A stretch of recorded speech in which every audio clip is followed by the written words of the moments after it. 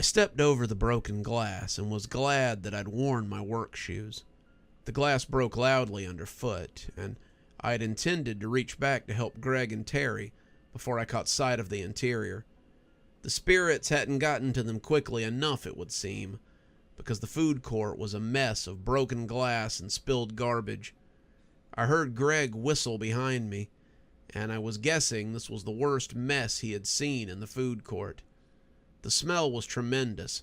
Whatever prep had been done for the next day was now all over the floor, and mingling smells made me want to throw up. It was slippery, my shoes sliding in the muck as we tried to make our way into the mall, and Terry had to reach out and grab a post before he fell on his butt. If you've never smelled something like this, it's kind of like a dumpster full of old food left in the sun. It was made all the worse by the lingering smell of copper that permeated it, too. The sauce and the liquid ran together with the blood that was leaking from many of the protesters. Not all of them were dead, but quite a few of them were.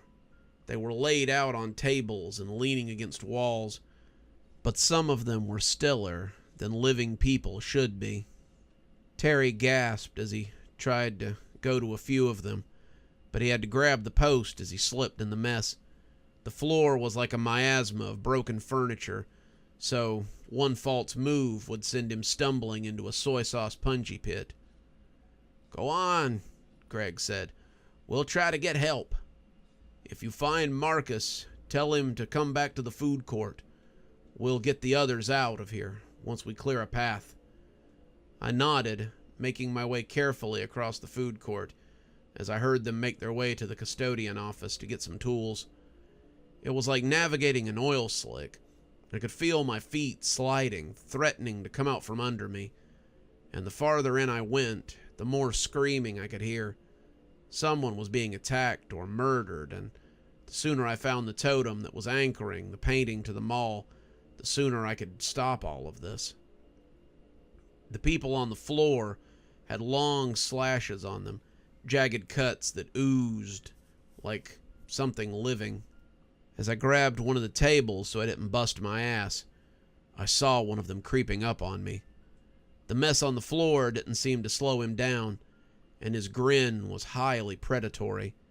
He had a knife in one hand, his arms and chest bare and slashed with blood that I doubted was his own, and his feet came down quietly on the messy floor. My breath hitched a little as I watched him creep closer, my doom creeping along with him. My feet slid as I tried to get out of his line of sight. The spirit just kept coming with that horror movie slowness, and I wanted to scream as I fumbled around. I was going to die. This thing was going to kill me, and it felt like a colossal waste to have come this far to lose to a grease trap or a turned-over container of sauce. He was less than 20 feet away from me when I heard the water, and as it came frothing from behind the Chick-fil-A, I could see that someone had smashed the nozzle of a drop sink. The water became a stream and then a small river, and as it pushed the muck away, I could also see the spirit pause and take a step back. His smile was still in place, but now he seemed hesitant to cross the stream. "Go!" yelled Greg, and I could see a bloody kid leaning against his shoulder. "Spirits can't cross running water. Hurry up before he regroups." My footing was still extremely tenuous, but I managed to get moving as the water carved a path between us. The office wasn't far, but I could see other shadows stalking me as I went. They were hurting me, moving me like a deer into a trap, and as the office door came into sight, I could see them getting ready to spring. There were 5 of them, their faces mostly hidden by shadow, and I could see only a slim chance of making it into the office. My shoes weren't completely dry, and it saved my life. As I scrambled for the door, my shoe slipped on the tile, and I went down on my chest as they made their move. Somehow they moved right over the top of me. It was weird, feeling them come within a hair's breadth of stabbing me to death, and as a pair of them crashed into a couple of tables, I reached for the door and threw it open. It came back together very quickly as I put my weight against it, and I started looking for something to jam under it. The two that jumped over me must have got back on their feet pretty quickly, because suddenly it was like a machine gun was hitting the outside of the door. I engaged the lock, but that wasn't going to last forever. Finally, I found a rickety-looking chair at the bottom of the stairs and slammed it up under the knob. It was like putting silly putty in a hole on a dam, but it was all I had. As the door bucked and thrashed, I took the stairs 2 at a time. I needed to get this totem and destroy it before the spirits got through and put those barbaric knives to good use on my flesh. To my surprise, the office at the top of the stairs was open, and I went straight in and locked the door behind me. To my continued surprise, someone was standing at the window and looking down at the carnage. It was Mr. Martin, and he turned around with a look that said he believed his life was about to end. "What are you doing here?" he asked, stepping away from the window. "Me? What are you doing here?" I shot back. "Young man, this is my office. I'm allowed to be here." "No, actually you aren't. Don't you remember? You told me that no one was allowed to be here after 9 p.m. I believe you said you would fire me if you caught me here past 9 o'clock again. So I'll reiterate. What are you doing here?" Mr. Martin looked like he wanted to get mad, looked like he wanted to blister at me on the spot, but he seemed to remember that we were standing over a powder keg and adjusted his tone accordingly. "I was doing paperwork, much like you were the other night, and told security they could go on home and that I would lock up at 9. When I went to lock up at 9 o'clock, I saw this group of hellions out in the parking lot and decided it might be safer to hide from the natives than fight the mob. So I locked the door and ran, hiding in my office. I assumed they would wreck up the place and then probably get killed by the spirits, but then you had to barge in and ruin my hiding place." I was speechless. "Did it not occur to you to call the police?" Mr. Martin smiled, but it was extremely patronizing. "Oh, of course not. Why would that have occurred to me? Of course I tried to call the police. It seems that whatever these young men were planning, their council of elders tried to call the police and nip it in the bud already. However, the cops didn't take it seriously, and when I told them about the group of children trying to get into my mall, they laughed at me and hung up." I nodded. "That's what they did to me, too. So you've been hiding up here?" Mr. Martin sneered at me. "I'm not hiding. I was being smart. It appeared you had the same idea." I was already looking around as he spoke, trying to find the totem or whatever it was I was looking for. "No, I'm actually looking for something." Mr. Martin looked up slowly. "In my office?" I sighed. I'd have to tell him. "Look, I've got some information that might stop the natives from coming back again. We have to break something that's connecting the artist's intention to the art piece. And it's something he gave you when the piece was completed." I elaborated a little, trying to make it as quick as I could, and as I laid it all out, I became aware that the thumping at the base of the stairs had stopped. That could mean they had given up, but it could also mean that they'd broken through my small barricade and were creeping up the stairs to find their quarry. I turned suddenly and locked the door, before turning back to find Mr. Martin smirking, but not at the story, to my surprise. He honestly seemed to be taking it all quite well, and I thought he might believe a lot of what I was saying. "So, we need to find this totem that Cleary gave me when he finished the art piece and smash it. That's what they tell me. I don't know how, but it will supposedly sever the connection and stop the natives from coming back again." Mr. Martin nodded and started opening drawers on his desk. "I keep it in here. Always kind of meant to make a display out of it or something.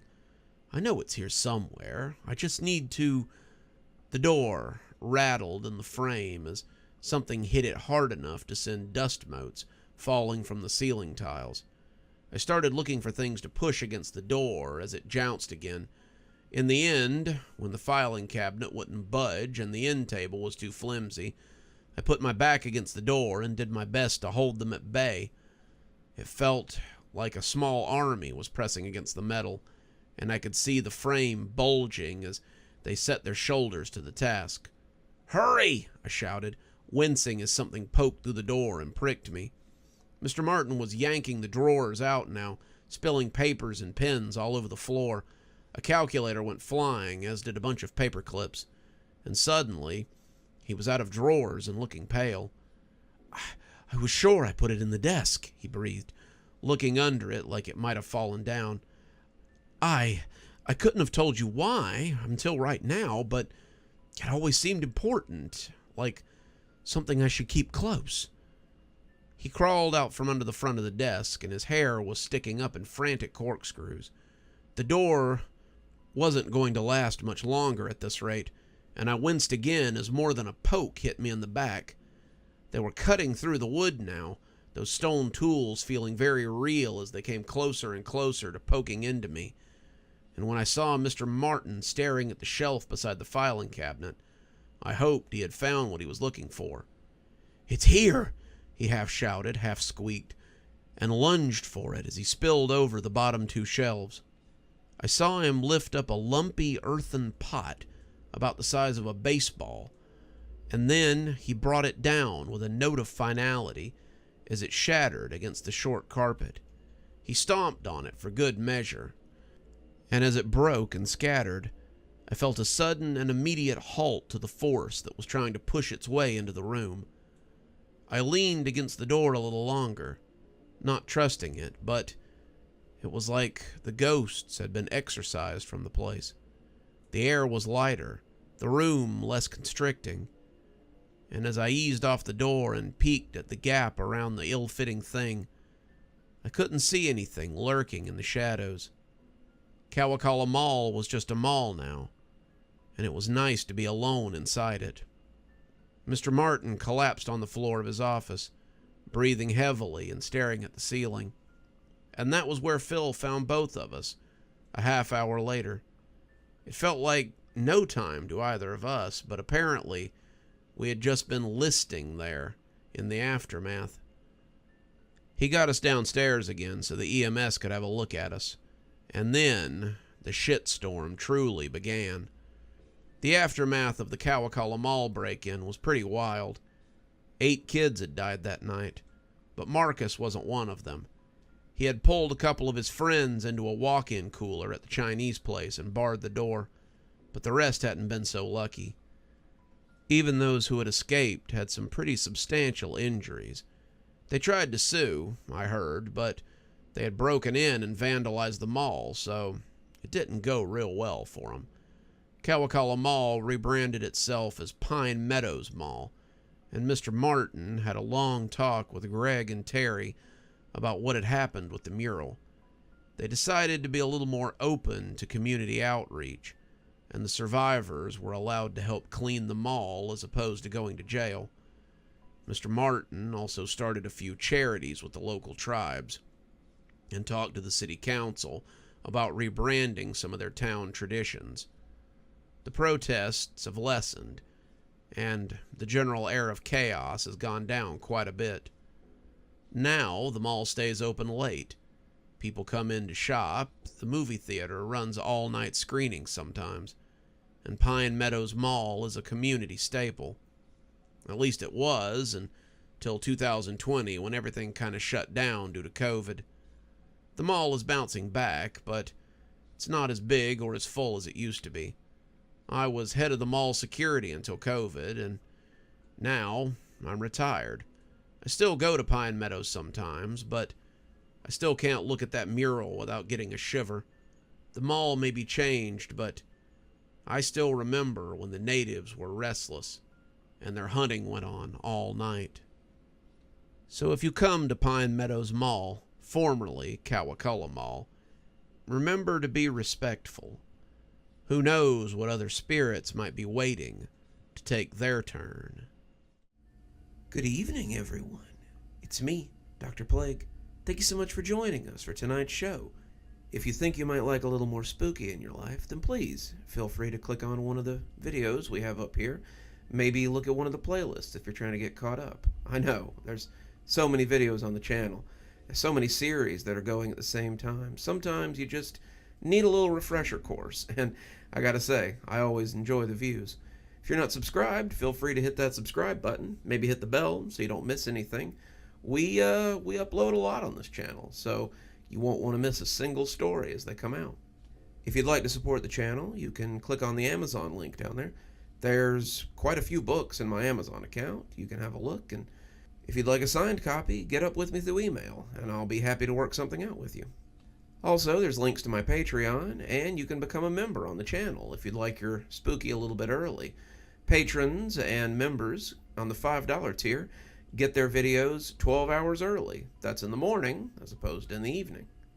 Patrons at the $10 level also get a signed copy of my book anytime I write one. Speaking of my patrons, you should see them appearing right now. Just wanted to take a minute to say how much I appreciate all of you. Patrons, subscribers, however you give to the channel. I really appreciate everything you do, and it truly touches me that you have chosen to support the channel in this way. Well, that's enough for now. Till next time, Dr. Plague, signing off. Have a wonderful evening.